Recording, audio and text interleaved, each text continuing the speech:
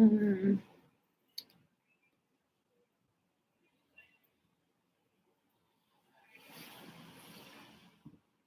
I'm going to wait probably until like 5:02, 5:03 before I jump into this. You'll have to forgive my post-workout hair.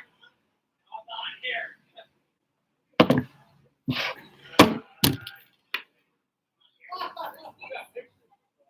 not here. Yeah, I know. I'm not here. I trust you. All right. If you, when you get here, if you guys want to make your comments, if you have any questions that you want me to address today, I'm going to cover how to eat for competition. And I said I would briefly start the conversation about how to make body composition changes in our sport. So we will go over that briefly. And now I'm scrolling through to see if I can find the questions that our athletes wanted us to cover today. All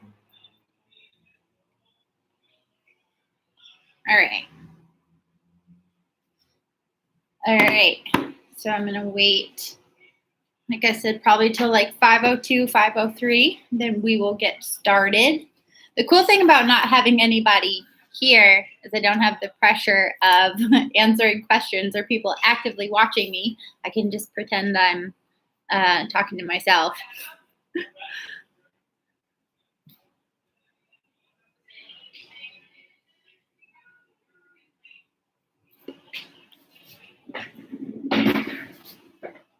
Wait just one more minute. When you do come on, don't forget to like this video. And if you enjoy this content, subscribe to our YouTube channel. We are doing these live Q&As once a month. We're going to cover anything that our athletes have in regards to nutrition.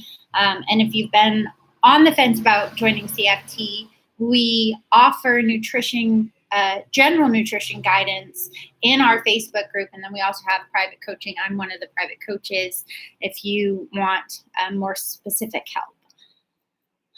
All right, it is 5:03. I'm going to get started. So today's two topics that I wanted to cover as focal points were how to eat around competition and then how to make body composition changes in our sport.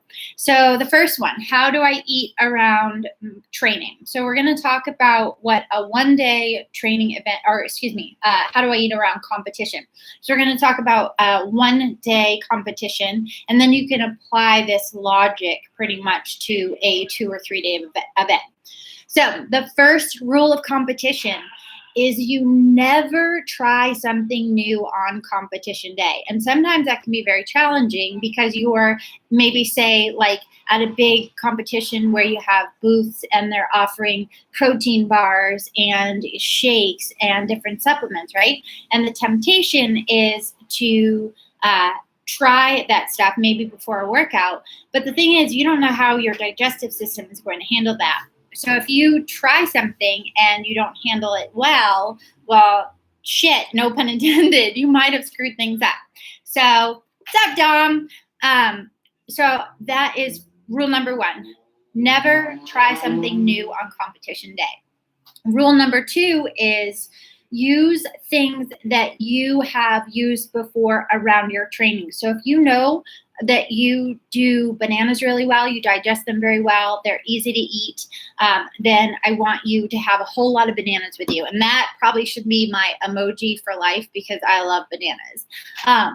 So make sure that, you have foods, like take what you eat before and after training normally and bring that with you. Now, when I say before and after, so before, you're going to eat mostly carbohydrates, low fat, and adequate protein, right? And you don't want to eat chicken breast before a Metcon. Maybe you're going to have a scoop of protein. And then after, you still need to have your carbs, protein, and moderate fat. But now you have to kind of play with it. Do you have an hour in between sessions, in between events? And if you do, you probably don't want to be sitting down having chicken, rice, and vegetables. If you have 2 or 3 hours between events, then absolutely get a whole foods meal in, give it some time to digest. It typically takes 90 minutes to 2 hours for all of the food to empty out of your stomach. The reason we always tell you about being mindful of how much fat you consume. Fat is going to slow down digestion, as well as consuming high fiber stuff. So if you were to have, a whole bowl of green beans with chicken and rice, those green beans are going to slow down how long it takes for your body to get that food out of your stomach. So you want to be mindful of that, and you have to play around with it. Like, there isn't a perfect science. There's a system for everybody. I am pretty good about being able to eat pretty much anything before, I probably couldn't eat like pizza and then go do Fran, but I could definitely eat pizza and go for a run. So you need to know how your system works. Go-tos are rice cakes, peanut butter and jelly sandwiches, bananas, yogurt's pretty easy to digest. Whey protein, again, chicken breast, white rice, candy, gummy bears are really good, things like that, and play around with it. But the most important thing is when you look at the layout of your day, it's carbs before and after, protein before and after, moderate fat, and then figure out what your body will digest and what you can handle. And Roger had posted in our Facebook group when we were talking about this, that sometimes, if you're super anxious, you don't want to eat a ton because that anxiety. So when you get stressed out, all the blood is rushing away from your stomach and your digestion slows down. So you're going to feel that food sitting in your belly rumbling, right? So be mindful of that, the nerves of your competition day. And maybe if you typically would eat a whole banana before training a session, try half a banana and see how that sits, and then add a little bit more in. And if you have more questions about how to do this, you're welcome to comment below. I'm going to move on because I have a bunch of individual questions that I had athletes want covered as well. So the second thing I'm going to talk about, which is like a whole other world into itself, but I'm going to touch on it briefly, is how do you as a woman, sorry Dom, make body composition changes in our sport. Now, if you are coming into this sport as a woman who has been a chronic dieter, I don't want you trying to make body composition changes because you have been underfed for a potentially quite a while. And when you do this sport, so our sport is a carbohydrate dependent sport. It is also, it increases cortisol levels when you're doing training. So high intensity training, our metcons, if you will, they increase our cortisol levels. And stressing your body out by being underfed also increases your cortisol levels. So you're potentially living in an extremely stressed out state, which is also catabolic, which means it breaks your muscle down. When you come in, I want you eating at maintenance for 6 months. And maintenance for most women is extremely hard, especially if you're someone who's been aspiring this whole time to be skinny. Maintenance means that you're giving your body what it needs to maintain the weight you're at and perform the physical fitness and life stuff that you want to perform. Typically, maintenance for most females is going to be somewhere between 2,100 and 2,500 calories a day, if not more. I personally, my maintenance calories, I weigh 152 pounds. I'm 41 years old. My maintenance calories are about 26 to 2,800 calories a day. And that's because I train so much and I'm also at the gym, so I'm extremely active. You can go to precisionnutrition.com/nutrition calculator. We'll put that in the notes below, and you can find you can put maintenance in there, athletic performance, in that guide, and that's going to give you a rough estimate of how many calories you should be eating. I want you at that for 6 months before you decide to make any changes in what you're eating. This is going to ensure that your metabolism is healthy, your body feels safe, and that we have somewhere to go when we do make changes. Because if you're someone who has been calorically restricted for a long time, if you come to me and you want to try to lose weight and you're only eating 1,600 calories, I don't really have a whole lot of places to go to create a deficit, right? So get to maintenance, stay at maintenance for a good 6 months, and then let's talk. Let's say you're there. Let's say you've done that. Dom, you're watching, you've been at maintenance, right? You've done a phenomenal job. You're not a girl, but if you were a girl, what would I do with you to help you make body composition changes? So I like to play around with increasing activity while also managing carbohydrate intake. Carbohydrate intake and limiting our carbs, so not going to like 100 grams a day, but putting it down, say maintenance, you were eating between 250 and 300 grams a day. I can back you off to 200 grams a day. I can put it around training. I can put it at the end of your day for your dinner meal and your bedtime. And then during the rest of that time, your body is going to use fat as fuel because those are our two fuel options. Well, protein also, but mostly our body likes to use carbs. And then if carbs aren't available, our body is going to use fat as fuel. So you take your day and you look at when you're training, you put the majority of your carbs around your training, and then you save 40 to 60 grams for the evening time for your dinner meal, and then your pre-bed snacks so that you sleep really well, and so that you can stock up your glycogen stores for the next day. Your glycogen is your storage form of carbohydrates. Because our sport is carbohydrate dependent, that means that when you go to do fitness, your body wants to use carbs as fuel. If you stock up on glycogen, it has a readily available store of carbohydrates in your muscles and in your liver, and it's going to access those, and then you're going to crush your Fran or your lifting, okay? So, and then I said that I want you to increase your activity.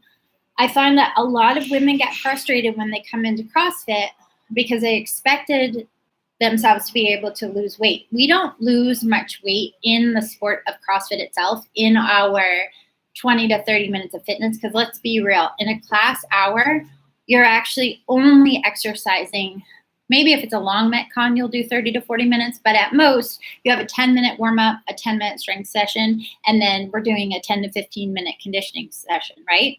So you're not actually, you're using carbohydrates during that time, but what happens is you're building muscle, and you have this really cool thing called the post-exercise metabolism effect. So your metabolism is up after you exercise.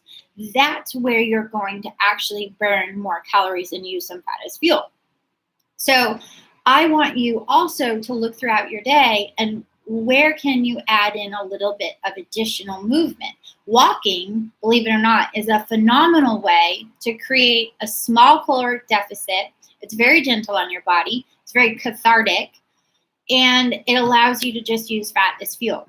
So if you take your carbohydrates, coordinate them around training, give yourself some for the evening time before bed, and then add in a 20-minute to 60-minute walk, 2 to 4 days a week minimum, you're going to notice a massive change in your body composition pretty fast. So that's how I recommend it. And again, you can, if you have specific questions, you guys are welcome to comment down below and ask. And then you're also welcome to email directly me, and I do private nutrition coaching if you're curious about that. Okay, I'm going to take a sip of water real quick. Gotta stay hydrated. Now, so I had some questions that our athletes wanted covered in this, and I wanted to make sure that I covered it for them. So I have one: if I'm wanting to gain muscle and lose some fat, do I up carbs? If so, how often?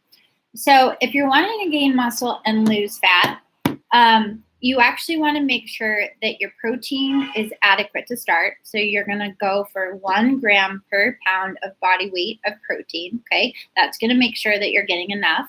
So if you're a 150-pound woman, then you want to shoot for 150 grams of protein, and you want to break that up into 3 to 5 servings in your day. And then, like I mentioned, you want to manage your body fat by increasing your low intensity activity throughout the day, and then manage your carbs so that they're just around training and just in the evening time. And the protein is extremely important because women tend to have a really hard time getting in enough. But you can do it, and it's okay to supplement. It's okay to use 25 grams of whey protein, especially before or after training, and then do things like yogurt, and looking at like chicken. Chicken, if you eat 6 to 8 ounces of chicken, has between 40 to 60 grams of protein just in that. So if you had, 16 ounces of chicken, which I know is a pound, throughout the day, you're getting 120 grams of protein just by doing that. And then, you can put chicken in a lot of stuff. Yeah. And then for that athlete, you and I are working together, just kind of be a messenger. So you've already been crushing your nutrition for the most part.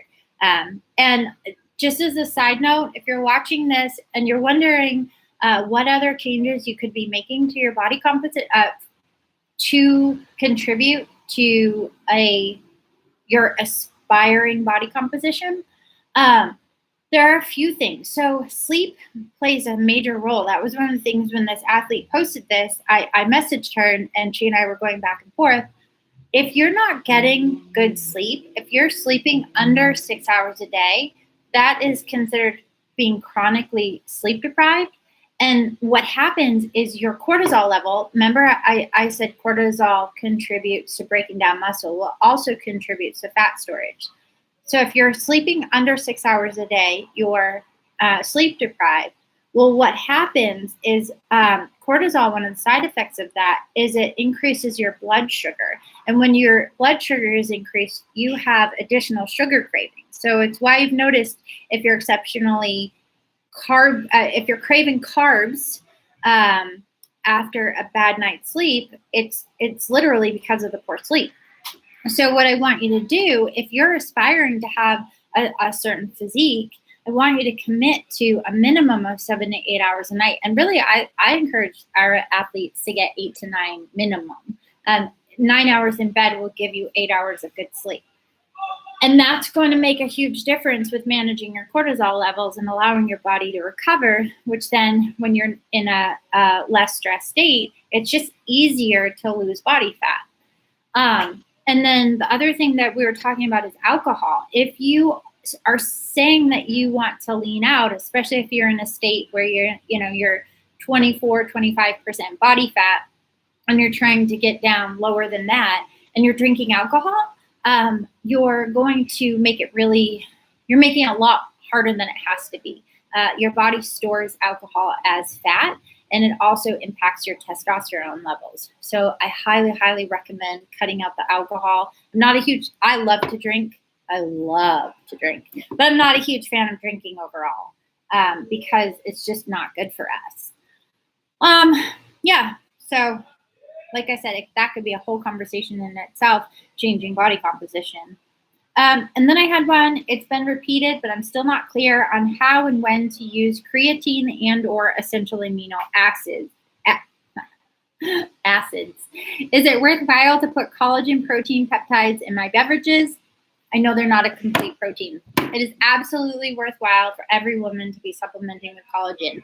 We don't get enough of it in our modern diet, and we use it specifically for hair, skin, and nails, and we also use it, I'm going to nerd out for a second. We have this thing called the extracellular matrix, which is this matrix within our body that essentially provides all our cells with everything it needs.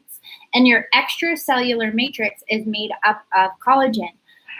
So making sure that stays nice and healthy ensures that your cells get to stay nice and healthy. And again, we used to back in the day eat the whole animal, and we would get collagen as a byproduct of eating the whole animal. Now that we eat mostly breast meat, it just doesn't happen, right? And women, I find a lot of them, if I can get them consuming collagen daily, notice that their menstrual symptoms are much less worse It's not as bad. So you can do the collagen pills, you can do collagen powder, but I absolutely recommend that you put collagen into your daily supplement stack. And then as far as creatine and essential amino acids, so creatine is one of the most highly, boy, sometimes I'm on my period. I'm having a hard time talking sometimes. It happens. Creatine is one of the supplements that has the most studies, are some of them. Yep, I can't talk. It's been studied a lot, right up there with whey protein. And it has been proven to be effective with increasing muscle contraction. So it helps us be more powerful. And as far as taking it, it's recommended that you don't have to take it before or after training. The timing doesn't matter. You just have to take it consistently. And it's shown that it's more effective if taken with some carbohydrate. So just consuming it like in a pill form and then, with your dinner will work. Or if you put it, like I put it with my protein powder and my Fuel 5 before training.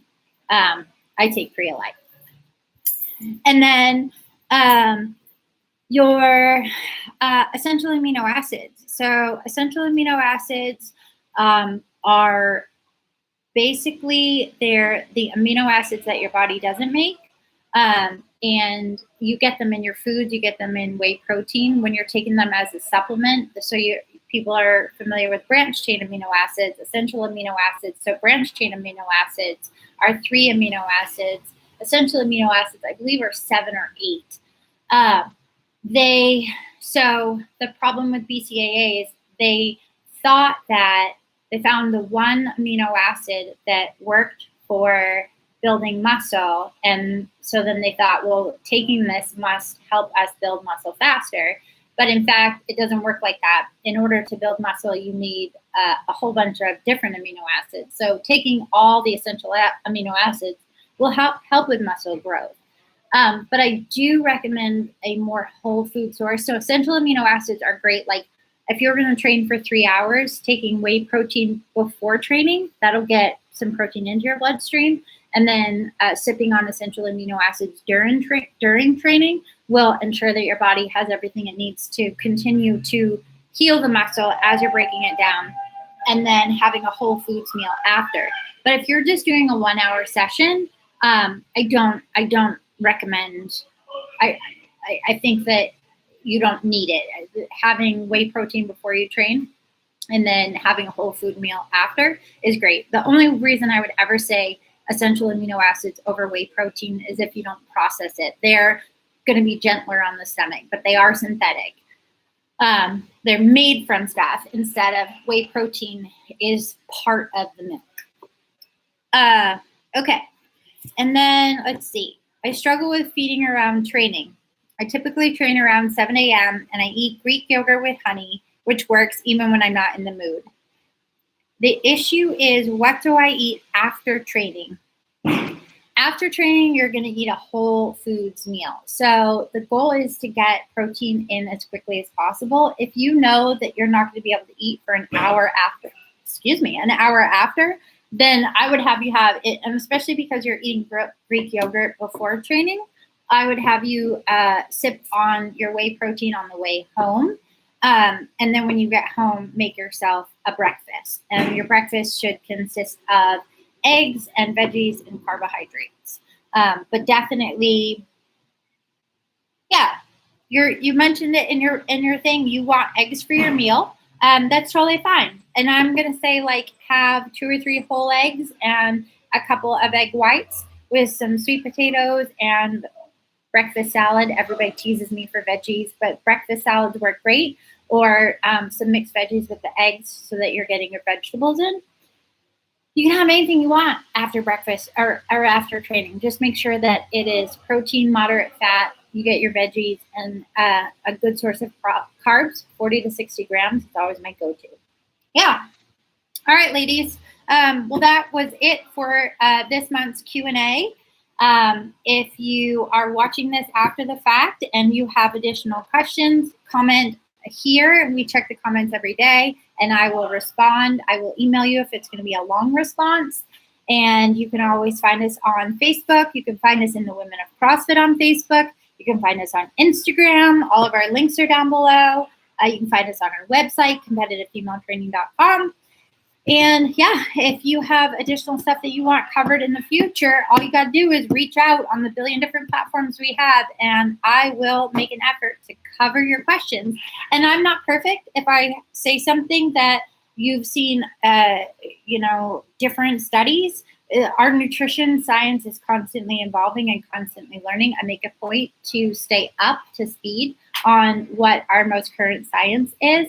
But I am always open for feedback or, if you have additional stuff you're learning, please share it with us. All right. Thank you very much for watching. I hope y'all have a wonderful rest of your night, and I will see you next month.